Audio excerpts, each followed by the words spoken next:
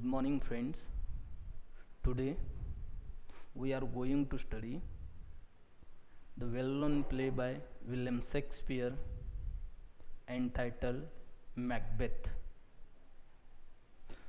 In Macbeth, we have seen the characters, themes,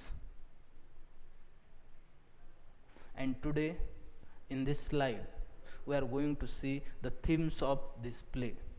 The first theme of this play is the relationship between cruelty and masculinity. See, when we study William Shakespeare, at that time we come to know that William Shakespeare is presenting or has presented issues related to gender in his all plays. And this play, Macbeth, also frequently dwell on the same issue. Lady Macbeth, who is said that by so many critics, third witch, manipulates her husband by questioning his manhood. She wishes that she herself could be unsexed and does not contradict Macbeth when he says that a woman like her should give birth only to boys.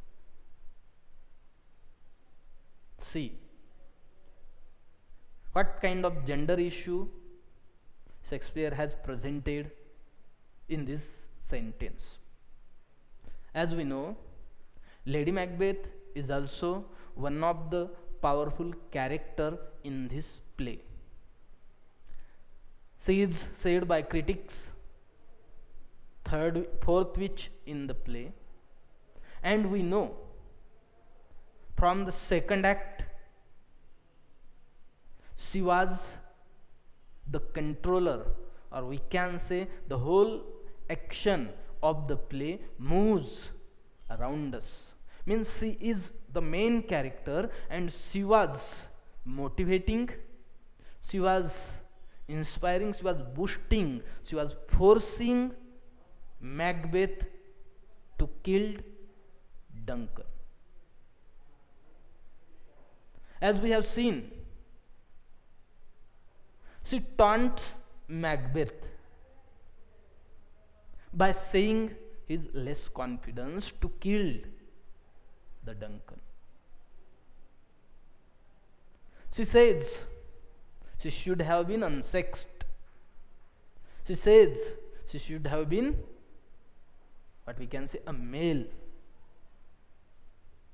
See, in the same manner that Lady Macbeth goads her husband on to murder, Macbeth provokes the murderers he hires to kill Banquo by questioning their manhood.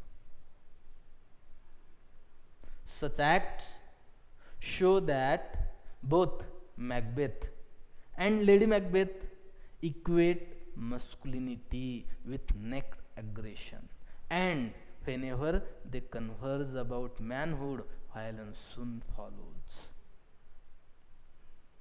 So,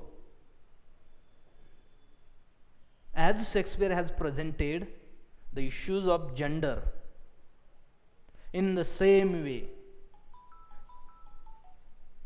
in this play, when we think about masculinity, then we come to know that masculine gender is a cruel gender. They are always evil, means regarding this play, they are evil, they are cruel, they are doing immoral activities. And that's why we can say masculinity is related to the cruelty. See, in the next sentence, their understanding of manhood allows the political order depicted in the play to descend into chaos. At the same time, However, the audience cannot help noticing that women are also sources of violence and evil. As I have told you, masculinity is related to violence, is related to cruelty. But in this particular play, we have seen the main character, the title character of the play, Macbeth, who killed the Duncan, but actually not because of his own wish, not because of his own ambition, but also the ambition of his wife.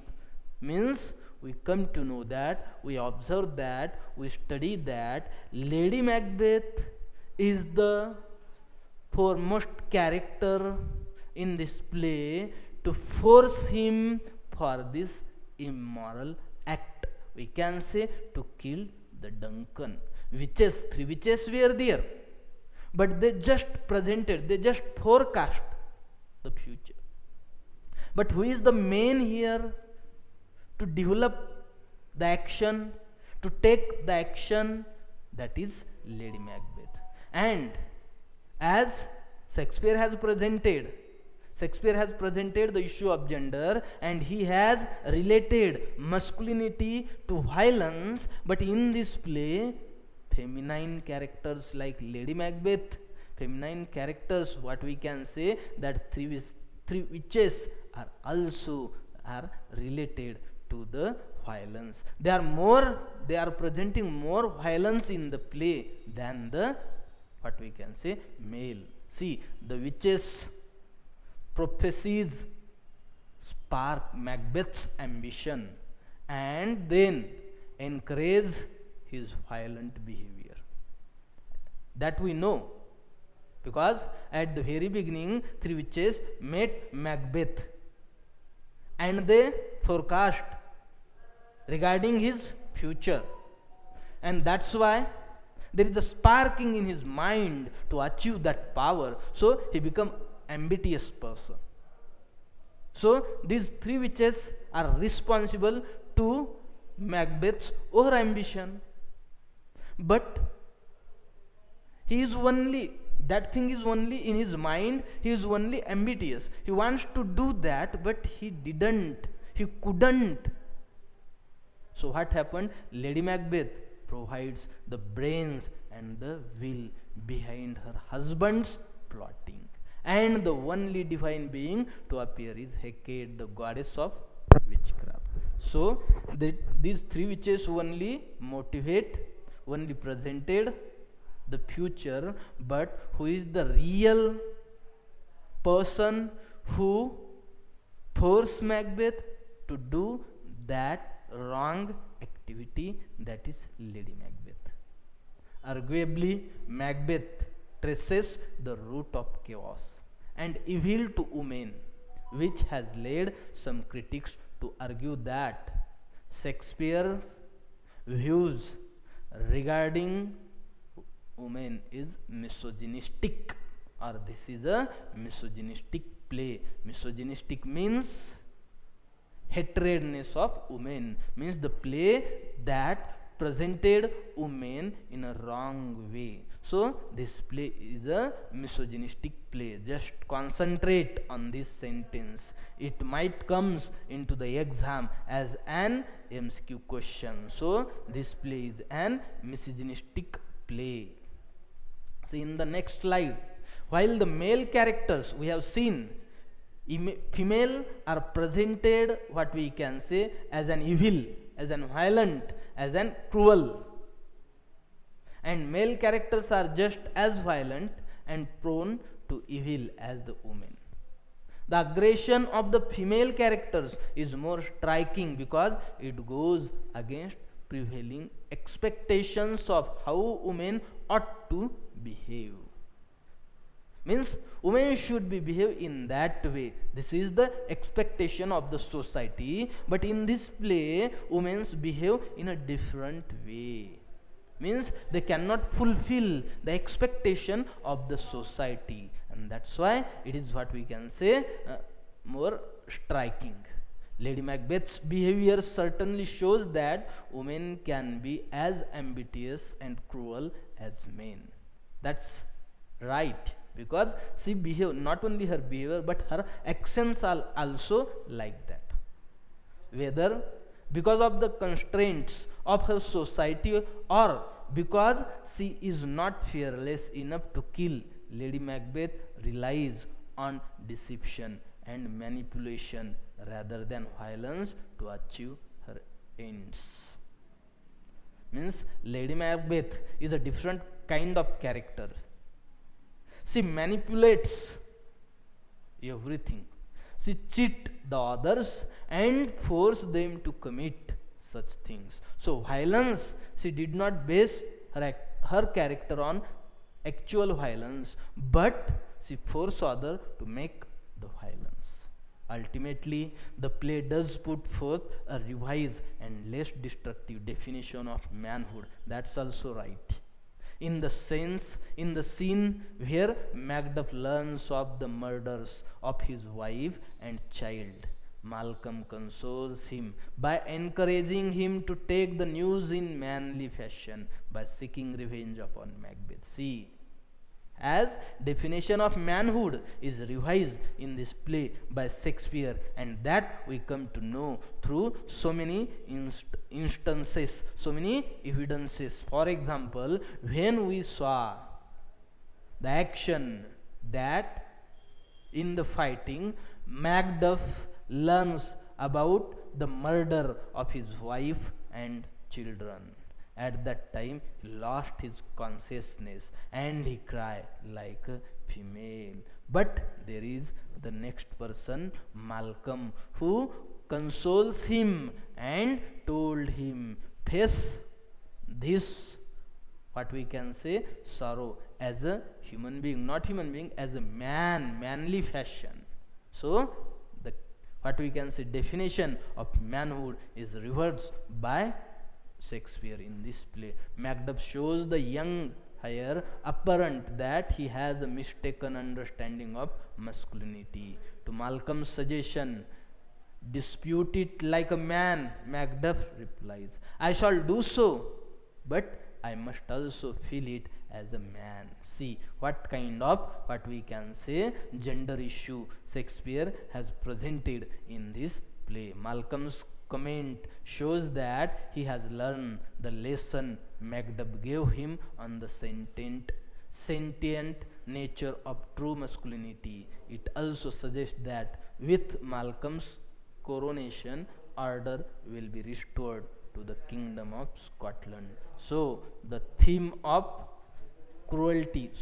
relationship between cruelty and masculinity is one of the major theme of this play, Macbeth. Now the second theme of this play, the second theme is the difference between kingship and tyranny. We know who is the king. The king is, at the very beginning, Duncan, King of Scotland. Later on, after his death, who become the king? Macbeth become the king. So what is a kingship and tyranny? In the play, Duncan is always referred to as a king, while Macbeth soon becomes known as the tyrant. See, in society, how you behave, how you act, how you present yourself, in that way society will treat you. So, King Duncan is a real king who is generous and who knows how to console his subject. He knows how to take care of his subject, and that's why throughout the play everyone referred him as a king. But after the death of Duncan, who became the king? Macbeth became the king. But throughout the play no one referred him a king. Everyone called him, referred him a tyrant, a cruel person, a evil person, a violent person. That's why tyranny is related to Macbeth throughout the play. The difference between the two types of rulers seems to be expressed in a conversation that occurs in Act 4. scene 3, when Macbeth meets Malcolm in England. See, we can observe that difference in Act 4, Scene 3, in the conversation, through the conversation of Macduff and Malcolm's.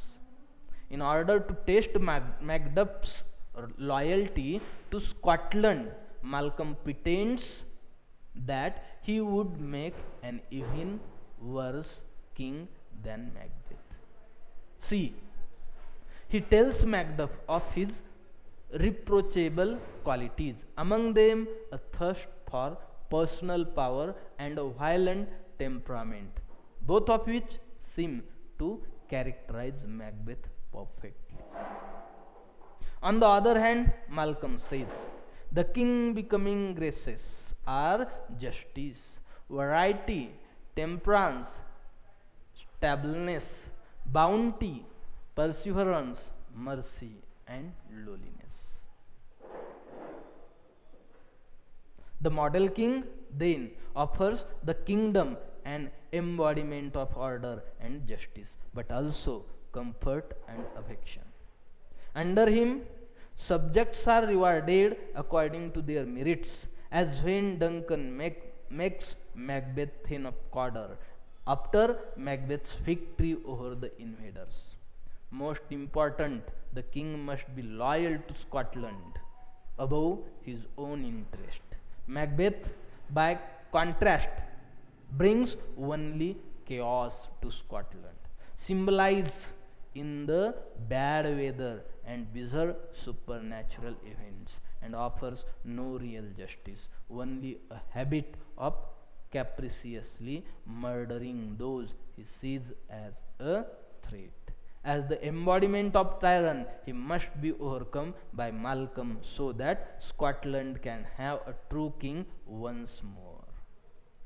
See, the theme of difference between kingship and tyrant. As we know, Duncan was the king and he is referred as a king throughout the play. Macbeth became the king, but he is referred as tyrant throughout the play. And that we can observe in Act 4, Scene 3, through the conversation of Macduff and Malcolm. Macduff left the Scotland, went into the England, met the Malcolm, the elder son of King Duncan, and he was telling everything about the Macbeth, about Macbeth, his tyranny, his reign, and he was requesting Malcolm to accept the kingship, throne of Scotland. But Malcolm, as a son of king, wants to check the loyalty of Macduff towards his own country. And that's why he was saying that I am also like Macbeth. I also want personal power. I also have a ambition. I am also violent. I have more tempered person. In that way he was saying to Macduff. But Macduff knows what Malcolm is. And he just listened and he said everything the king becoming graces are justice, variety, temperance, stableness, bounty, perseverance, mercy, and lowliness. In that way, the model king means who should be the king? How should be the king? King should be merciful. King should be perseverance. So in that way he is saying, then offers the kingdom and embodiment of order and justice, but also comfort and affection. Means if king have these qualities, then he will be the real king, actual king, who will provide his subject the proper justice. Under him, subjects means the king who have those quality will provide his subjects what? Reward according to their merits, as Duncan have provided to Macbeth when he brings the victory over the invaders. Most important, the king must be loyal to Scotland above his own interest, and that is there in Duncan as well as Malcolm, but we cannot observe it into Macbeth. So Macbeth, by contrast, brings only chaos to Scotland, symbolizing the bad weather and bizarre supernatural events, and offers no real justice, only a habit of capriciously murdering those he sees as a threat. As the embodiment of tyrant, he must be overcome by Malcolm, so that Scotland can have a true king once more. So, the theme or the difference between kinship and tyranny is presented throughout the play by comparing Macbeth to the Duncan as well as to the Macduff and Malcolm, the future king. So, this is the theme. The next theme of this play, the one of the most important theme in this play, is over ambition. As we know, both character, Macbeth, title character of the play, as well as Lady Macbeth, both are over ambitious person. Although he is encouraged by the witches, Macbeth's true downfall is his own ambition. Means he brings the doom. He brings his, what we can say, unwanted character because of his over ambition. Lady Macbeth is as ambitious as her husband, encouraging him to commit murder to achieve their goals. Because Lady Macbeth is the only lady, we cannot say lady, a character in this play who force Macbeth to commit the murder to achieve the goal.